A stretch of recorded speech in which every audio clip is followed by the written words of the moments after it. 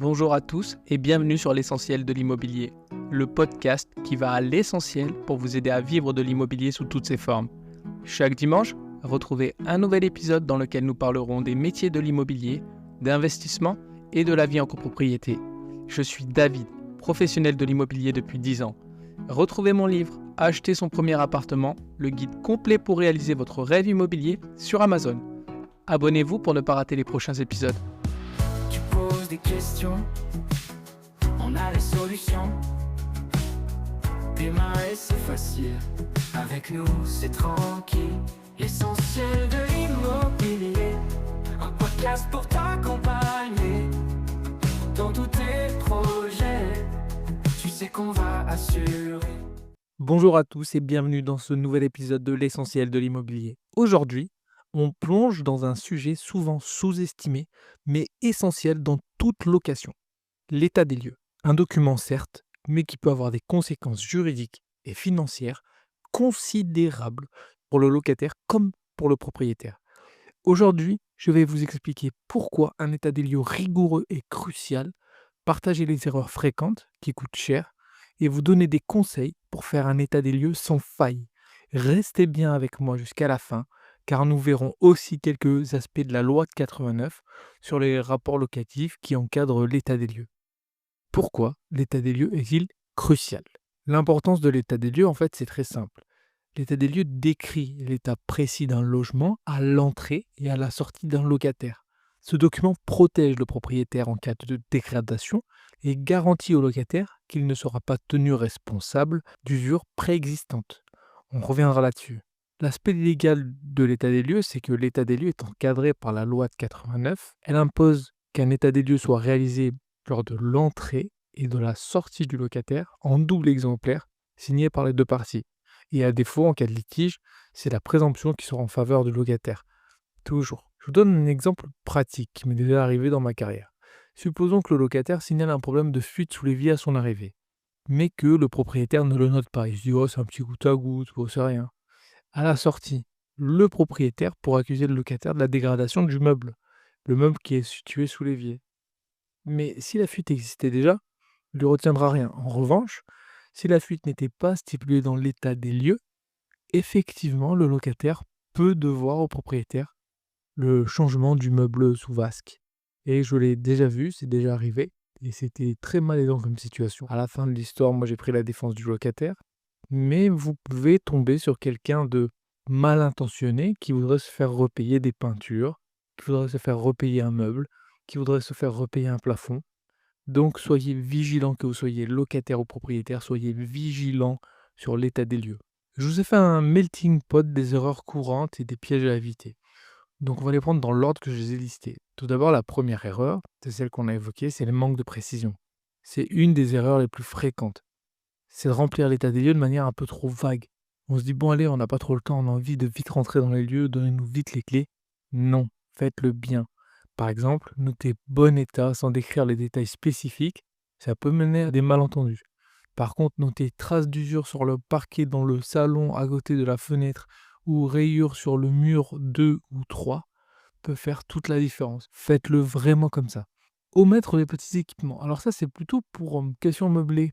On néglige trop souvent les petits équipements comme les détecteurs de fumée, les prises électriques, la petite table qu'on a laissée. Tout ça, il faut le noter. Moi, je note dans mes états des lieux le nombre de prises, le nombre d'interrupteurs, le nombre de douilles, parce que j'ai vu des locataires partir avec des douilles. Je note tout. Notez tous les petits équipements. Ne pas inclure de photos. Alors ça, je vous conseille vivement de faire des photos de votre état des lieux, que vous soyez encore une fois propriétaire ou locataire. Faites un maximum de photos. Les signatures. Pour être valable, alors ça c'est très important, l'état des lieux doit être signé par les deux parties. Et moi, je fais parapher toutes les pages. Sans cela, il peut être rejeté en cas de litige. On peut dire que vous aviez raté une page, que vous ne l'aviez pas lue. Et ça peut être problématique. Passons maintenant aux étapes clés pour un état des lieux réussi. Tout d'abord, un état des lieux, ça se prépare. Avant de commencer, vous vous munissez d'un formulaire détaillé d'un appareil photo. La trame, vous la trouvez sur Internet en fonction du type de bail. Si vous faites du meublé, vous pouvez déjà avoir la liste de tous les équipements sur Internet et au moins vous êtes sûr de ne pas oublier quelque chose, vous ne le faites pas vous à la volée. Vérifiez également que vous avez le temps nécessaire pour ne rien oublier. On dit qu'en moyenne, un état des lieux, c'est 1 heure et demie. Prenez au moins ce temps-là. Faites une inspection minutieuse, pièce par pièce. Moi, je vérifie même le carrelage, surtout en cuisine, parce que je me dis que c'est l'endroit où on fait tomber des casseroles, des verres. Je fais un espèce de serpent.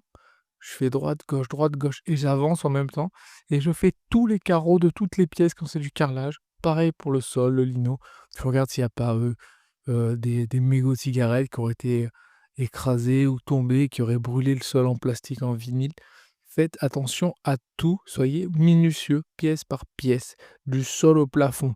Les fenêtres, vous vous mettez un petit peu en biais, vous regardez si elles ne sont pas rayées, griffées par des chiens. Soyez exhaustif et ne pas se précipiter est la clé. Vérifiez bien aussi les installations techniques comme le chauffage et la plomberie. Vous ouvrez tous les robinets, vous les essayez, vous regardez si ça ne goûte pas. Les radiateurs séparés, vous les essayez, vous les allumez, au moins qu'il y ait la petite LED rouge. C'est un minimum.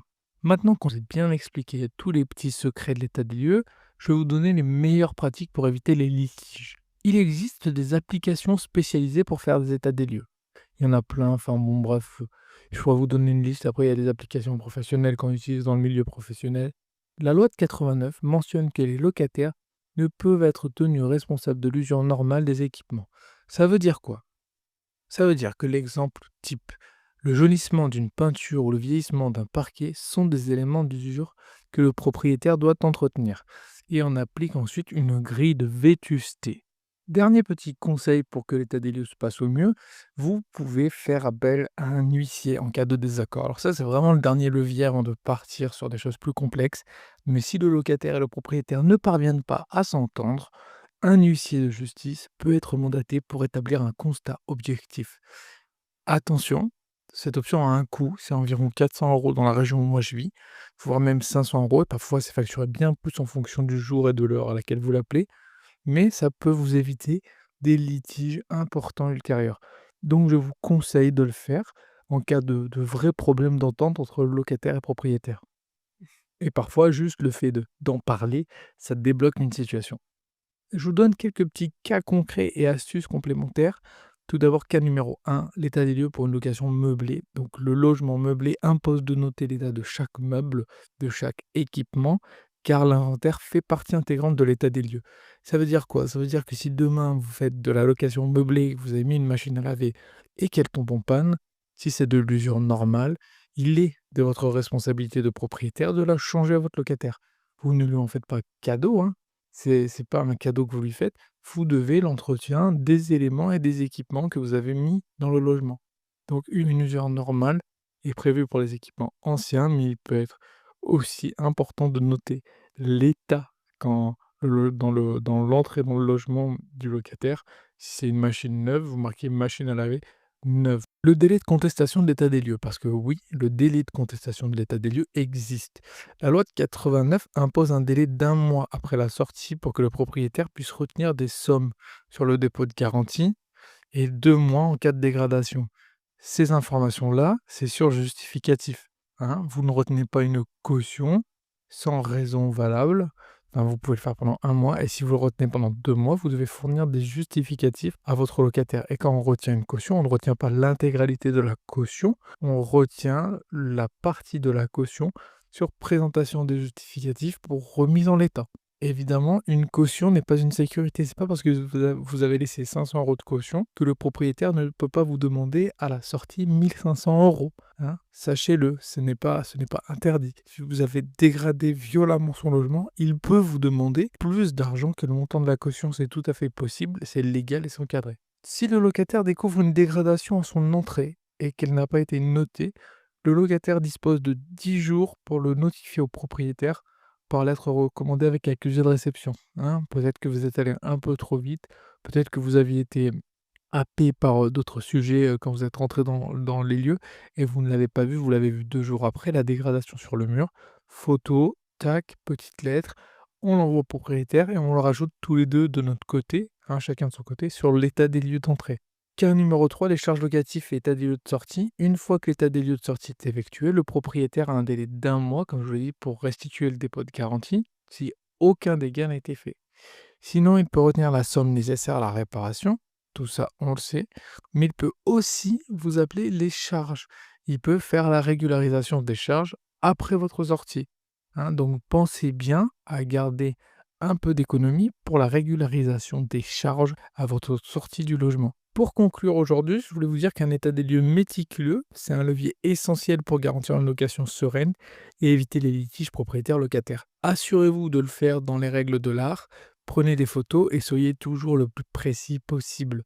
La loi de 89 encadre ce processus pour protéger à la fois le locataire et le propriétaire, mais c'est à chacun de vous, de nous, de se montrer vigilant.